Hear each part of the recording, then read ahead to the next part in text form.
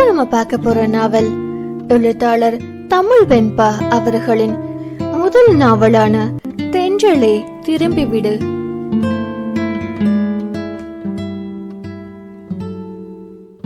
தென்றல் 16 பரபரப்பாக இயங்கிக் கொண்டிருந்தது. கொடைக்கானல் பேருந்து நிலையம் தேடி அலைந்து புறப்பட தயாராக இருந்த கோயம்புத்தூர் பேருந்து ஒன்றில் ஏறிக்கொண்டாள் யாழ். பேருந்து புறப்படும் நேரம் என்பதால் பயணிகள் அங்கும் இங்கும் அலைந்து இருக்கைகளை தேடி அமர்ந்து கொண்டிருந்தனர்.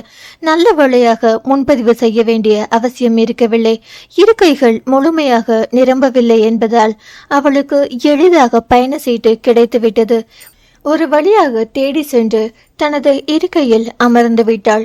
ஜன்னலோர இருக்கை என்பதால் கண்ணாடியை திறந்து வேடிக்கை பார்க்க தொடங்கினாள். பேருந்தும் ஆடி அசைந்து ஒரு வழியாக அந்த இடத்தை விட்டு நகர தொடங்கி இருந்தது. கண்கள் ஜன்னலின் வழியாக வெளியே வேடிக்கை பார்த்தாலும் மனம் முழுவதும் நிலாவின் நினைவுகளை சிதறி கிடந்தன. மீண்டும் மீண்டும் அவள் அழுக்குரலே யாழின் மனதின் ஓரத்தை தீண்டி துன்புறுத்தி கொண்டிருந்தது. முற்றிலும் தன் தோழியை பற்றிய சிந்தனையிலேயே மூழ்கி போனாள் அவள். கொடைக்கானல் மலை அடிவாரத்தில் உள்ள ஒரு கிராமம்தான் நிலாவின் சொந்த ஊர். அப்பா மாணிக்கம், அம்மா மீனாட்சி இருவருமே தினக்கூலிகள். ஒரே ஒரு செல்ல தங்கை மதியழகி. அழகான நிறைவான குடும்பம்தான். ஆனால் நிலாவின் சந்தோஷம் எல்லாம் அவளுக்கு 10 வயது இருக்கும் வரைதான். நிலாவிற்கு 8 வயது இருக்கும் போது மீனாட்சி புற்றுநோயின் கோரப்பிடியில் சிக்கிக் கொண்டார். 2 வருடங்கள் மாணிக்கமும் தன் சக்திக்கு மீறி போராடி பார்த்தார். ஆனால் அவரால் மீனாட்சியை காப்பாற்ற முடியவில்லை. உறவினர்கள் எவ்வளவோ வற்புறுத்தியும் 2வது திருமணத்தை மறுத்துவிட்டார் அவர். முதல் காரணம் பெற்றோர் பார்த்து வைத்த பெண் என்றாலும் திருமணத்திற்கு பிறகு அவர் மீனாட்சி மீது கொண்ட காதல். 2வது தன் பிள்ளைகள் மீது கொண்ட பேரன்பு. ஒருவேளை சித்தி என்ற பெயரில் ஒரு பெண் தன் மகள்களை கொடுமைப்படுத்த நேர்ந்தாள் என்ற எண்ணமே பெரும் பயத்தை தந்தது அவருக்கு. தானே தன் குழந்தைகளுக்கு தாய் தந்தை 2மாக இருந்து விடலாம் என முடிவெடுத்து விட்டார் மாணிக்கம். அதனாலேயே மொத்த குடும்ப பொறுப்பும் அந்த 10 வயது சிறுமி சுமக்க வேண்டியதாகி போனது. அன்றிலிருந்து தன் 7 வயது தங்கை மதிக்கு தாயாகி போனாள் நிலா. அதன் பிறகு அந்த 3 பேர் கொண்ட குடும்பத்தின் மொத்த சந்தோஷமும் அந்த குட்டி தேவதை மதி மட்டும்தான் என்றாகி போனது. மாணிக்கம் தன் சக்திக்கு மீறி கடன்பட்டே நிலாவை படிக்க வைத்தார். பின்பு படித்து முடித்ததும் நிலாவுக்கு கொடைக்கானலில் வேலை கிடைக்கவே பொருளாதார நெருக்கடியால் இங்கு வந்துவிட்டாள். இப்போதுதான் கொஞ்சம் கொஞ்சமாக அந்த குடும்பம் தலையெடுக்க துவங்கி இருக்கிறது. தந்தை வேலைக்கு செல்வதை நிறுத்த சொல்லி மதியை படிக்க வைக்கும் பொறுப்பை நிலா ஏற்றுக்கொண்டாள். மதி அங்கேயே ஒரு கல்லூரியில் படித்து கொண்டிருந்ததால் மற்ற இருவரால் அவளுடன் இங்கே வர முடியவில்லை. இன்னும் 2 மாதங்களில் அவளின் படிப்பு முடிகிறது. மல்லிகா மாணிக்கத்தின் உடன் பிறந்த தமக்கை. நவீன் அவரின் 2வது மகன். சொந்தம் விட்டு போக கூடாது என்றுதான் மாணிக்கம் அவனுக்கே மகளை தர சம்மதித்தார். நிலாவிற்கு இப்பொழுது திருமணத்தில் உடன்பாடில்லை. இருப்பினும் தன் தந்தைக்காக அந்த திருமணத்திற்கு சம்மதித்தால் ஆடம்பரமாக இல்லை என்றாலும் உறவினர்களை கூட்டி கொஞ்சம் பெரிய அளவிலேயே நடந்தது நிச்சயம். திருமணம் நிச்சயம் செய்யப்பட்டதும் எல்லா பெண்களைப் போலவே ஏராளமான கனவுகளும் ஆசைகளும் நிலாவுக்கு வர தொடங்கியது. தினமும் இல்லை என்றாலும் அவ்வப்போது இருவரும் போனில் பேசிக்கொண்டனர். திருமணத்திற்கு இன்னும் 1 மாத காலமே இருந்த நிலையில்தான் அந்த அதிர்ச்சி தகவல் மாணிக்கத்தின் குடும்பத்தை எட்டியது. சில வாரங்களாக நவீன் சரியாக பேசாததை நிலா பெரிதாக எடுத்துக்கொள்ளவில்லை. பாவம், அதற்கு பின்னால் இப்படி ஒரு காரணம் இருக்கும் என்பதை அவள் அறிய வாய்ப்பில்லைதான். மாணிக்கத்தை விட அதிக வரதட்சணை தருவதாக ஒருவர் கூற பணத்தை பெரிதாக எண்ணிய மல்லிகா அந்த சம்பந்தத்திற்கு ஒப்புக்கொண்டு விட்டார். மேலும் இவர்கள் அதை பற்றி அறியும் முன்பே நவீனுக்கு திருமணத்தையே முடித்துவிட்டார் அவர். இதற்கு நவீனும் உடந்தை என சொல்லி தெரிய வேண்டியதில்லை. தீபாவளிக்கு முதல் நாள் தமக்கை வீட்டு வரிசை வைக்க சென்ற போதுதான் மாணிக்கத்திற்கு நவீனுக்கு திருமணம் முடிந்து சில வாரங்கள் ஆகியிருப்பது தெரிந்தது. சோர்வாக வீட்டிற்கு வந்தவர் நிலாவை பார்த்தவுடன், ஐயோ அம்மாடி, உன் வாழ்க்கைய நானே கெடுத்துட்டேனே.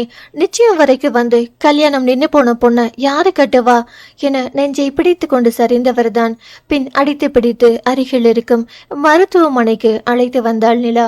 ஏற்கனவே ஒரு முறை ஹார்ட் அட்டாக் வந்திருப்பதாகவும் இது 2வது முறை என்றும் கூறினார்கள். முதல் முறை மைல்ட் அட்டாக் தான். அதனால் அட்டாக் வந்ததை மாணிக்கமே உணரவில்லை. ஏதோ வாயு தொல்லையாக இருக்கும் என விட்டுவிட்டார் போல. இந்த முறை சிவியர் அட்டாக். இன்னும் ஒரு முறை வந்தால் உயிர் பிழைப்பதை கடினம் என்றார்கள். மேலும் இதயத்தில் 2 அடைப்புகள் இருக்கிறதாம். உடனடியாக அறுவை சிகிச்சை செய்ய வேண்டும் என சொல்லிவிட்டார்கள். அங்கே பார்க்க முடியாது என்று சொல்லி கோவையில் இருக்கும் மருத்துவமனையை பரிந்துரைத்தனர். ஒரு வழியாக அடித்து பிடித்து கோவை மருத்துவமனையில் சேர்த்தால் சில லட்சங்களில் செலவாகும் என்றார்கள். எங்கே பணத்தை புரட்டுவது என அவள் தவித்துக் கொண்டிருந்த வேளையில்தான் யாழ் அவளுக்கு போன் செய்தாள். யாருமற்ற நிலையில் திடமாக இருந்தவள் தன் தோழியின் குரலை கேட்டது முற்றிலும் உடைந்து போய் கதறி அழத் தொடங்கிவிட்டாள். அதை கேட்டு பதறிதான் யாழ் இப்போது கோவைக்கு செல்கிறாள். யாழ் சிந்தனையில் மூழ்கியிருந்த நேரம் கோவையும் வந்துவிட்டது. வாழ்நாளில் எந்த ஊருக்கு மீண்டும் வரக்கூடாது என எண்ணி இருந்தாலோ அதே ஊர். யாரையெல்லாம் இனி வாழ்நாளில் ஒரு முறை கூட பார்க்க கூடாது என விலகி சென்றாலோ அவர்கள் வசிக்கும் ஊர். 5 மணி நேரம் பயணம் ஏற்படுத்திய உடல் சோர்வு மனசோர்வை விட பெரிதாக தெரியவில்லை அவளுக்கு. ஒரு ஆட்டோ பிடித்து மருத்துவமனையை வந்தடைந்தாள். மகளிடம் காதலை சொன்ன அதே மருத்துவமனை. நினைவுகள் அவள் மனதில் பாரமாக அழுத்த இப்போது நிலா தான் முக்கியம் என்று மற்றவற்றை ஓரமாக ஒதுக்கி வைத்தாள். வரவேற்பறையில் விசாரித்து கொண்டு மாணிக்கத்தை சேர்த்திருந்த வார்டிற்கு வந்து சேர்ந்தாள். அருகில் மாணிக்கத்திடம் மாத்திரைகளை சாப்பிட சொல்லி கட்டாயப்படுத்தி கொண்டிருந்தாள் மதி, நிலாவின் தங்கை. அப்பா, இதை சாப்பிட போறீங்களா இல்லையா மிரட்டலாய் கேட்டாள் சின்னவள். வேண்டா கண்ணு, அப்பா பாவம் இல்ல, ரொம்ப கசக்குதுடா பரிதாபமாய் கெஞ்சினார் அவர். காலையில போட வேண்டியது, மணி இப்ப 11 ஆகுது. இப்ப நீங்க இதை சாப்பிடல அக்காக்கு போன் பண்ணி சொல்லிடுவேன் என அவரை மிரட்டி கொண்டிருந்த சமயம்தான் யாழ் அந்த அறையினுள் நுழைந்தாள்.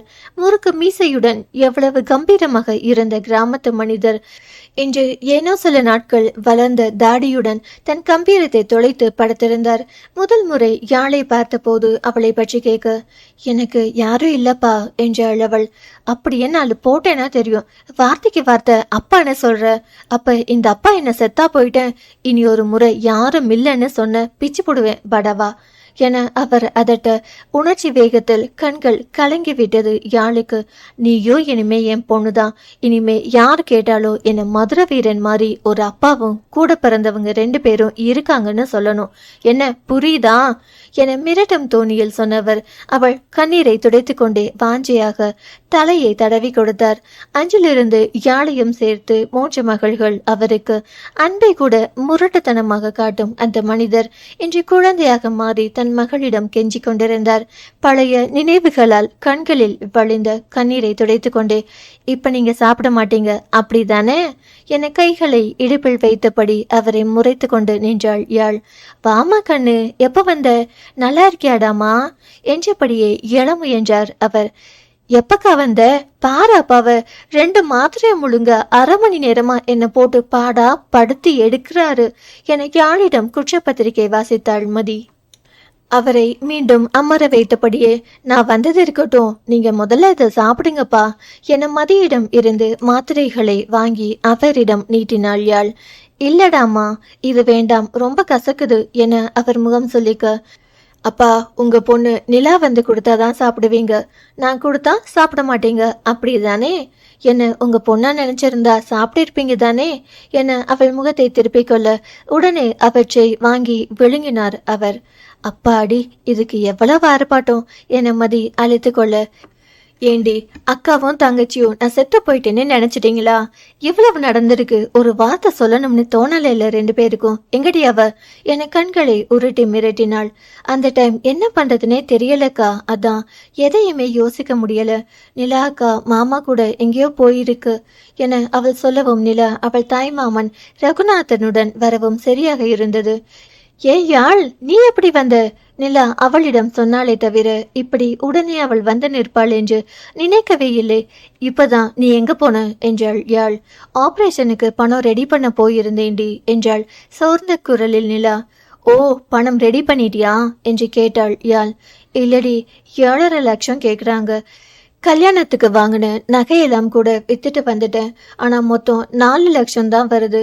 மீதிக்கு என்ன பண்றதுன்னு தெரியல என்றவள் கண்கள் கலங்கியது. சரி, நீ இங்கே இரு, எனக்கு ஒரு முக்கியமான வேலை இருக்கு, போயிட்டு வந்துடுறேன் என்றாள் அவள். எங்கடி போற? ஏன் மேடம் எங்க போனாலும் என்கிட்ட சொல்லிட்டு தான் போறீங்களா என்றவள் நிலாவின் பதிலை எதிர்பாராமல் அங்கிருந்து கிளம்பி விட்டாள். சில மணி நேரத்திற்கு பிறகு யாழ் திரும்பி மருத்துவமனைக்கு வந்தாள். தனியே நிலாவை அழைத்து வந்தவள் கையில் வைத்திருந்த பையை அவளிடம் கொடுத்தாள். என்ன இருக்கு இதுல? வாங்காமல் கேள்வி கேட்டாள் நிலா. பணம் 4 லட்சம் இருக்கு. அப்பா ஆபரேஷனுக்கு மீதி செலவுக்கு வச்சுக்க என்று அவள் கையில் பையை திணித்தாள் யாழ். ஐயோ, இதெல்லாம் எதுக்குடி? வேண்டாம். வேகமாய் அவளிடமிருந்து கையை உருவிக்கொள்ள பார்த்தாள் நிலா. உன்னை நான் இப்போ வேணுமா வேண்டாமான்னு இப்ப கேட்டேனா என்றாள் கடுப்பாய் யாழ். வேணாண்டி, சொன்னா கேளு என்றாள் தயக்கமாய் நிலா. ஏன் நீ மட்டும்தான் அப்பாக்கு செய்யணுமா? ஏன் அப்பாக்கு நான் செய்கிறேன், உனக்கு எங்கடி பலிக்குது என்றபடியே அவளின் கைகளை வலுக்கட்டாயமாக பற்றி அதில் பணத்தை வைத்தாள் யாழ். அது இல்ல, இவ்வளோ பணம் நான் எப்படி திருப்பி தருவேன் என்றவளுக்கு கண்ணீர் வழிந்தது. அப்படியே செவிட்ட கழட்டி ஒன்று விட்டேன், காது கொயங்கும். என் அப்பாக்கு நான் தரேன், அதை நீ என்னடி எனக்கு திருப்பி தரது? அவ்வளோதான் சொல்லிட்டேன். இனிமே இதே மாதிரி லூசுத்தனமா சொல்லிட்டு தெரிஞ்ச சாவடிச்சிடுவேன் பார்த்துக்க என்றவளை கண்ணீர் மல்க இறுக்கமாக அணைத்து கொண்டாள் நிலா. இப்படி ஒரு ஃப்ரெண்டு கிடைக்க நான் கொடுத்து வச்சிருக்கணுண்டி என்றவள் குரல் தழுத்தழுப்பாய் ஒலித்தது. அம்மா தாயே, நீ சென்டிமெண்ட் சீன் ஓட்டுனது போதும், போய் அடுத்து செய்ய வேண்டியதை பாரு. அது சரி, நீ எப்படி இவ்வளோ சீக்கிரம் பணத்தை ரெடி பண்ண? பேங்க்ல கொள்ளை அடிச்சேன். அதுக்கெல்லாம் நீ சரிப்பட்டு வரமாட்ட. மொச பிடிக்கிற நான் என் மூஞ்ச பார்த்தா தெரியாது. ஏய், யார பார்த்து என்ன சொல்ற உன்ன? என்னை யாழ் நிலாவை அடிக்க கைகளை ஓங்கிய சமயம் இரு கைகள் அவள் கண்களை பின்னாலிருந்து மறைத்திருந்தது. தொடரும். அடுத்த அத்தியாயம் நாளை கேட்கலாம். கதையை தொடர்ந்து கேட்கணும்னா சேனலை சப்ஸ்கிரைப் பண்ணுங்க. நன்றி. பேசும் கதைகளின் குரலாய் நான் மனோசங்கரி.